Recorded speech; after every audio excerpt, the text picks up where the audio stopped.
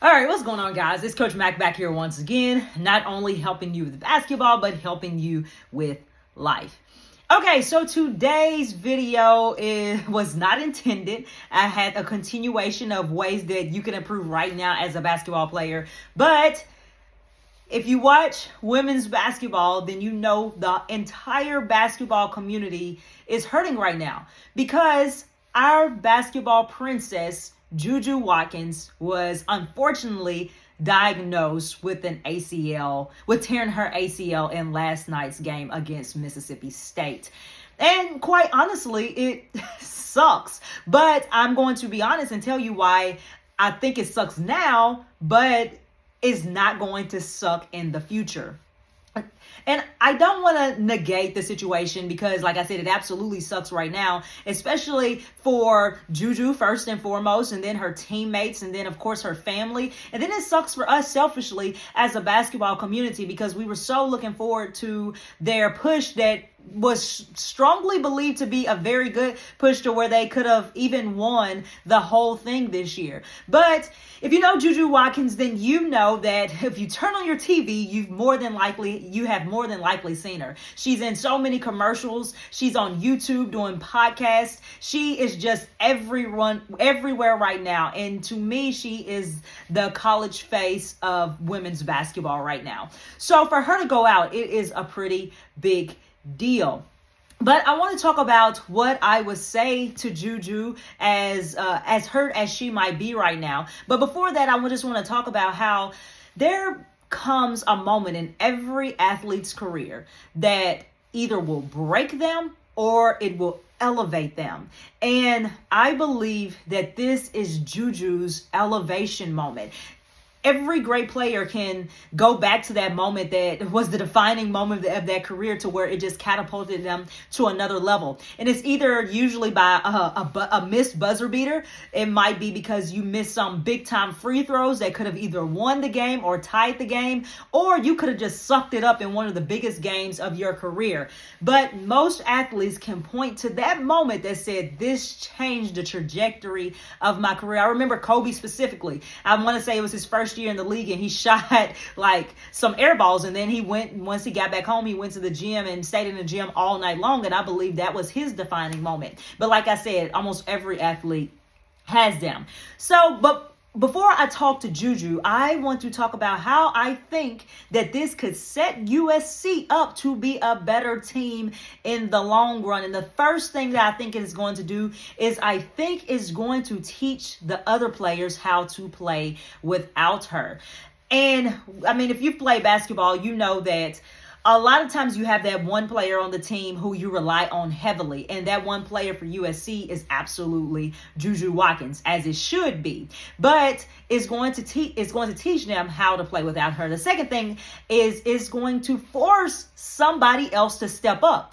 There's somebody on every team who usually takes the backseat to the main scorer. Doesn't mean they can't play. It just means that maybe that's not their role. But I guarantee you that somebody's going to step up. Not only guarantee, but it's going to force somebody to step up. The third thing that I believe is going to do is I think that is going to make USC's coach a better coach. And the reason I'm saying that is not because she's a bad coach, but it's because she really doesn't have like this system that she relies on. It's more so that we give Juju the ball and let her make the plays, which is not bad. It's not bad at all. But this is just making her a better coach. Is she's gonna have to? They're gonna have to play a little bit more team ball. And anybody knows that I don't care what nobody says. Most teams are not better without their star player. The star player is so good that when they come back, they can fit in. And I think this is what's going to happen with Juju Watkins. So I believe this is setting USC to be even better, setting them up to be even better than they would have been if Juju did not get hurt. So now I want to talk to Juju Watkins. And I want to talk from a perspective of what happened to me when I was in high school or college, or not what happened, but what helped me that could also, I believe, help her. So for those of you who don't know, I tore my ACL back in July of last summer. I didn't find out to the end of August, and then I didn't have surgery until the end of October. So I had to rely on someone and something to help me get through. And as a Christian, I believe that I absolutely would tell her that right now is the ideal time for her to either get a relationship with Christ or strengthen her relationship with Christ. And no, I'm not saying that, we should call upon God when we are in tragic situations and we need his help. No, I'm not saying that. But what I am saying is that sometimes God allows things to happen to draw us closer to him. So I believe this is a perfect opportunity for Juju to do that. So talking to Juju, the first verse I want to share with you and to all of my athletes out there, honestly, especially for those of you who are going through injury, the first verse I would share with you is, and it's a popular one, it's Proverbs 3:5-6, which just says, trust in the Lord with all your heart and lean not on your own understanding, but in all your ways acknowledge him and he shall direct your paths. And the truth is, we don't know what life is going to deal us. I mean, you can be on top of the world one minute as we see Juju, and then the next minute you can't even play the sport that puts you on top of the world. But we have to trust in his plan, first of all, because he already knew that it was going to happen and he allowed it to happen. So we just need to not get caught up in tunnel-minded and tunnel vision on how we think things were going to go, but we just got to know that he's in complete control of whatever situation it is that happens to us. The second verse that I would give her is James 1:2-4, which just says, my brethren, count it all joy when you fall into various trials, knowing that the testing of your faith produces patience. But let patience have its perfect work, that you may be perfect and complete, lacking nothing. Now, this one was a big one for me because it completely changed my perspective. A lot of times when bad things happen to us, we're so focused on the bad things and we don't possibly see how this could make me better, because how could this make me better? And I'm missing the whole tournament, and my team could have the opportunity not only make a good push, but to win the whole thing. How in the world could this possibly, why should I be joyful in this situation? But a lot of times when we go through those tough situations, not a lot of times, it is making us better, whether we can feel it in the moment or not. It's testing us, but it's up to us as to how we will respond. Will we have a negative perspective, or will we have the positive perspective of, I got to go through this now, but I guarantee you I'm going to come out better and stronger than I was before. For me, that's how I was with my ACL. I didn't know I did it at first, and then when I found out I did it, yes, I was emotional at first, and then not even a day, it didn't even take me a day, I was like, you know what? All right, we gonna get this thing right. And I feel sorry for whoever has to deal with me when I come back, because I'm coming back stronger. I'm coming back better. I'm coming back smarter, because I am going to watch film. And so I know that Juju has that same dog inside of her. So we just got to look at it like, this actually, I'm counted as a joyful moment because it's just making me better. The third verse that is one of my favorites. Actually, all of these are some of my favorite verses, but this one I believe sums it all up, and is Romans 8:28 that says, and we know that all things work together for the good of those who love the Lord and to those who are the called according to his purpose.